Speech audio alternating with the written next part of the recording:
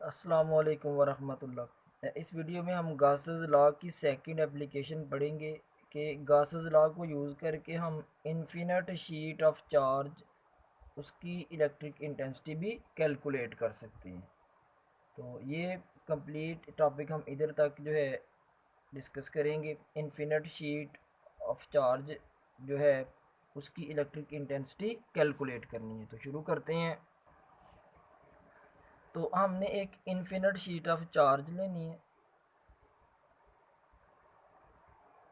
हमने infinite sheet of charge का finite part ले लिया। ये इन्फिनिट नहीं है बल्कि क्या है, फाइनाइट। इनफाइनाइट नहीं है बल्कि फाइनाइट शीट ले ली।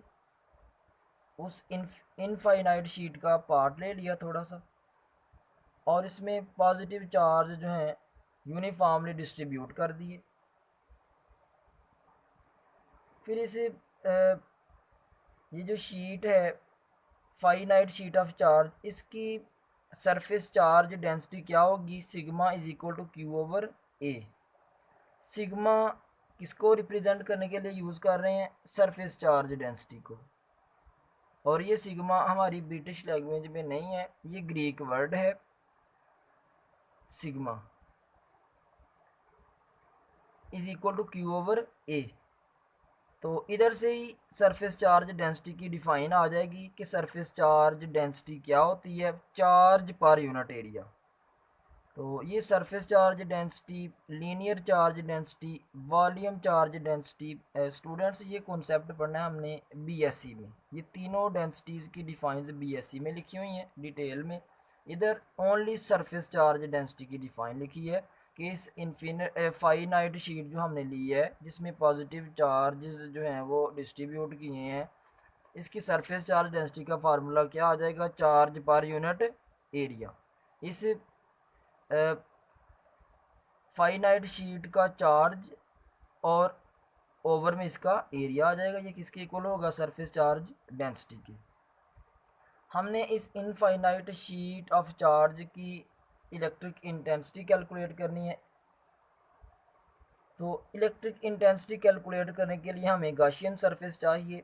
हमने गाशियन सरफेस सपोज कर ली, सिलेंड्रिकल फॉर्म में गाशियन सरफेस सपोज की है। इस गाशियन सरफेस के जो दो एंड्स हैं, ये लेफ़्ट और राइट एंड, ये दोनों फ्लैट हैं, नज़र आ रहे हैं, दोनों फ्लैट होंगे। और ये जो है मिड वाला ये कर्व्ड है, ये कर्व्ड पार्ट है इसका। और इसके दो एंड्स इस गाशियन सरफेस के जो सिलेंड्रिकल शेप की है, ये दो एंड्स इसके फ्लैट हैं और ये एंड इसका कर्व्ड है। हमने अब पूरे टॉपिक में करना क्या है, तीनों एंड्स पे इलेक्ट्रिक फ्लक्स फाइंड करना है। तो सबसे पहले राइट एंड से शुरू करते हैं। Flux through right and flat surface. ये जो फ्लैट सरफेस है राइट साइड पे, राइट एंड पे इस सिलेंडर के, इसका फ्लक्स कैलकुलेट करने लगे हैं।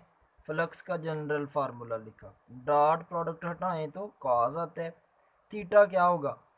अब इस फ्लैट सरफेस के केस में इलेक्ट्रिक फील्ड लाइंस पॉजिटिव से अवे जा रही होती हैं, पॉजिटिव से अवे। और इधर कोई इस फ्लैट सरफेस का एरिया होगा।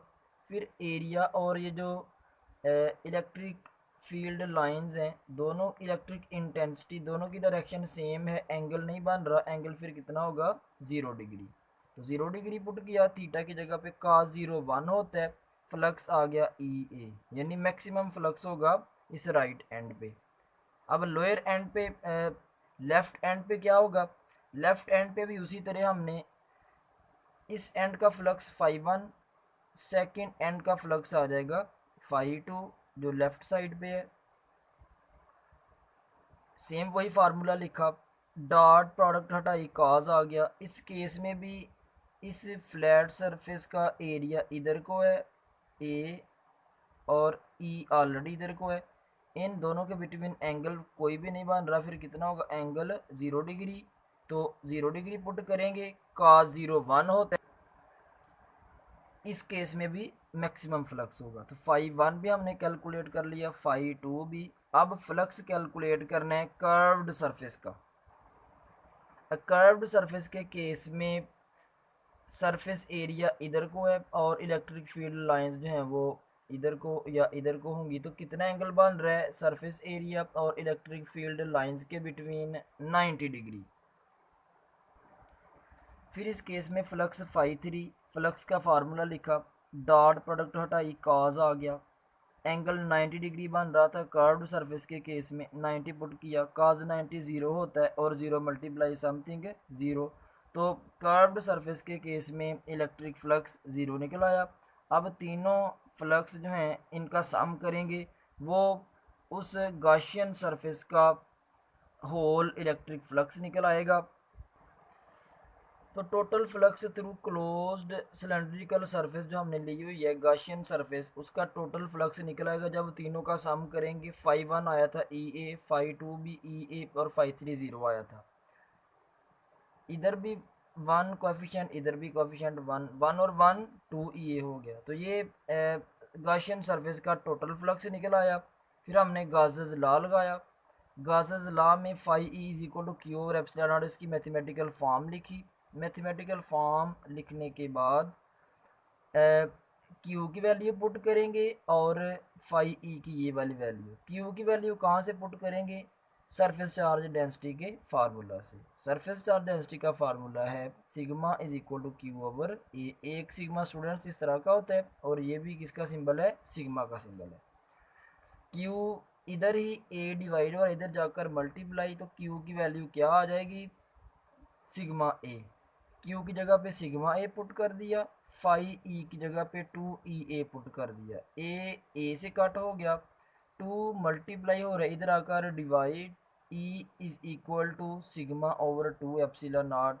ये इन्फिनिट शीट के केस में इलेक्ट्रिक इंटेंसिटी का फार्मूला आ जाएगा। क्या फार्मूला है, इसको याद रखना है, E is equal to sigma 2 over epsilon naught. Next अगर हम इसको वेक्टर फॉर्म में लिखना चाहें तो इधर भी ये बेसिकली इलेक्ट्रिक इंटेंसिटी की ये मैग्नीट्यूड है। अगर हमने इसको वेक्टर फॉर्म में लिखना है तो ऐसे राइट करेंगे, इलेक्ट्रिक इंटेंसिटी के ऊपर arrow is equal to sigma over 2 epsilon naught R unit vector. तो ये आर यूनिट वेक्टर किसकी डायरेक्शन में होगा, इलेक्ट्रिक फील्ड इंटेंसिटी की डायरेक्शन में। तो ये था स्टूडेंट्स हमारा topic, infinite sheet of charge लेके जिसमें पॉजिटिव चार्जेस हमने डिस्ट्रीब्यूट किए थे और डिस्ट्रीब्यूट करने के बाद एक गॉसियन सरफेस ली थी सिलेंडर की तरह की, उसके तीनों पार्ट्स पे, तीनों सरफेसेस पे, लेफ़्ट राइट और कर्व्ड सरफेस पे हमने इलेक्ट्रिक फ्लक्स निकाला, फिर उनका सम किया, फिर गॉसेस लॉ का फार्मूला राइट करके क्यू की वैल्यू पुट की सरफेस चार्ज डेंसिटी वाले फार्मूला से, फाई ई की वैल्यू पुट की, पुट करने के बाद प्रूव हो गया, इलेक्ट्रिक इंटेंसिटी का फार्मूला बन गया सिग्मा ओवर 2 एप्सिलॉन नॉट।